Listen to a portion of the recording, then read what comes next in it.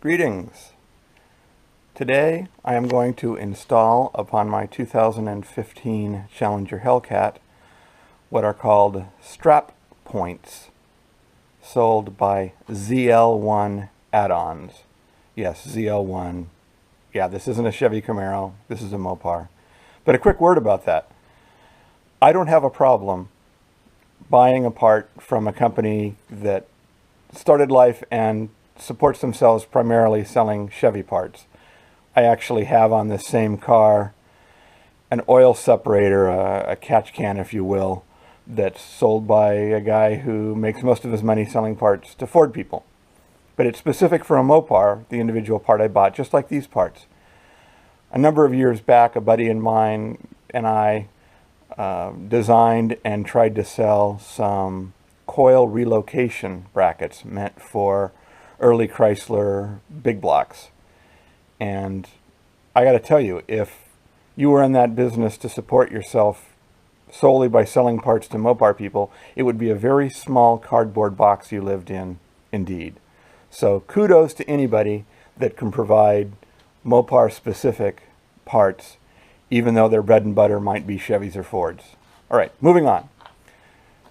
What $70 gets you is 4 very nice looking pieces made out of 1/4 inch cold rolled that are powder coated, made in the United States. Actually, I think they're made right here in San Diego County. This is the rear one, and you'll notice the nice radius edges and things. There's no drilling required. They just piggyback onto existing bolts on your car. Here's the rear, excuse me, here's the front one. And again, the same kind of powder coated, 1/4 inch cold rolled, no drilling required, nice radius edges. They're going to connect to existing bolts here and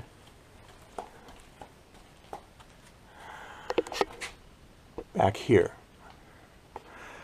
Now, before I get into the nuts and bolts, you'll notice that I'm doing this work in a room I borrowed from the CDC, a level 4 clean room with the appropriate OSHA approved outfit. All joking aside, nothing more important, and I don't joke about eye protection. Make sure you use some kind of eye protection when you're working under a car spinning bolts. Okay, so doing the front. The bolt we're going to take out is this 18mm head bolt right there. It holds the cross member up and all the suspension and the engine and all that other important stuff. Anyway, you want to support the cross member before you take that big grande bolt out. Now, if you're not working on a 4-post lift, but instead lying on your back in your driveway swearing, you'll need to have some kind of floor jack or similar safe jacking mechanism to support the weight right here. I'm going to do it using this. But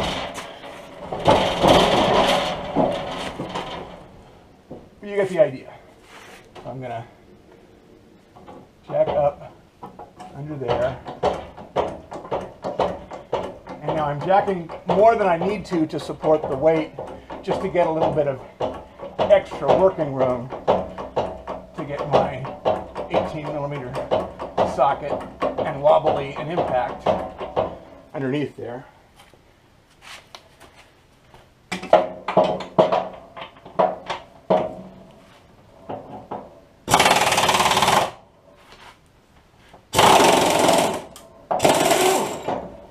So you can do that with hand tools if you like.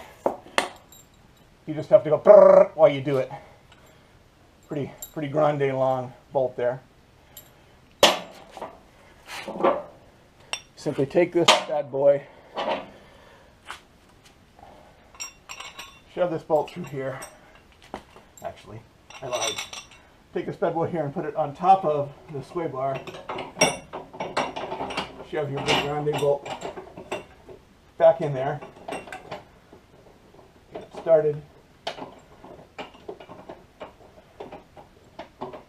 get it started. And the goal is for this flat place to be pretty parallel to the length of sway bar that goes from side to side. Again, if you use hand tools, make sure you go brrr and make a lot of racket and piss the neighbors off. I'm going to hold it right about there.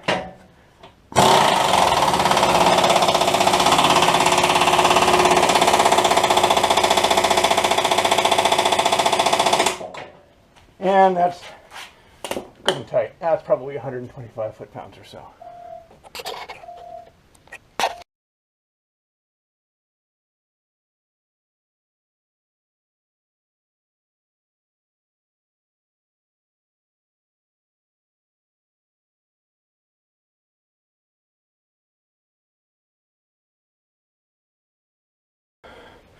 The completed installation of both sides front.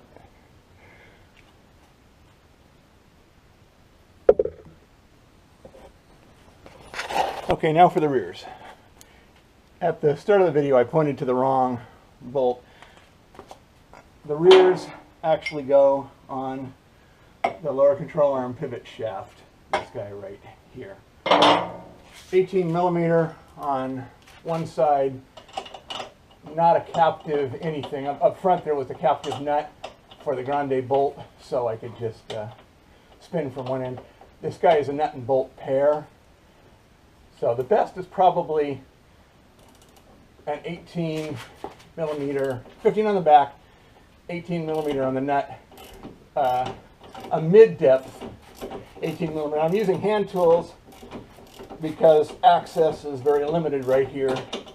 You would hit the half shaft even with a wobbly. Now, I suppose if you had like an 18 millimeter ratcheting box end, you could do that. And actually, I'm holding the 15 millimeter bolt head on the back side here, but it's not necessary. It's actually, the bolt is giving enough resistance that I can just spin the nut off without it, but you might have to hold yours. And no jack required. All I'm doing is taking the nut off of the bolt. The bolt is remaining through the bushing, so nothing's going to be falling on me.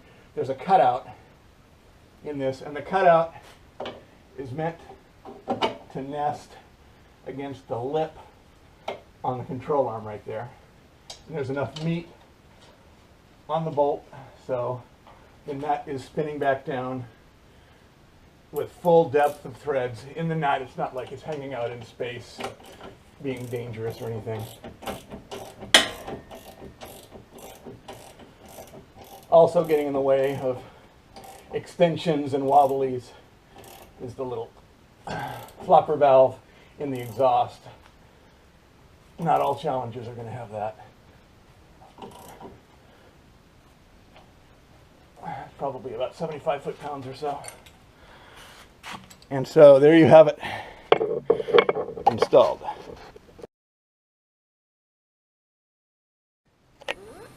Okay, so all four are installed now. This right rear, there was a little bit of weld bead that the notch wasn't quite big enough to clear. I had to tighten it down and kind of smush into that bead on that final one.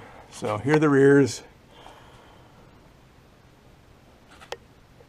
Nice and stout looking, meant to be merely hold down points for straps, but I'm thinking in a pinch they could also be winch points, tow out points.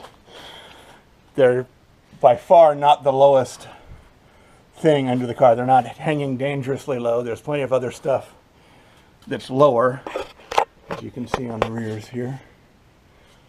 And then going up to the front, same deal. Bright red, look at me, gets the attention of somebody needing to strap or winch out. But far from the lowest point. If you look underneath the car, you can kind of see it, but there's plenty of other stuff hanging lower. There you have it. Hope you enjoyed the video. Post down below if you have any questions or comments.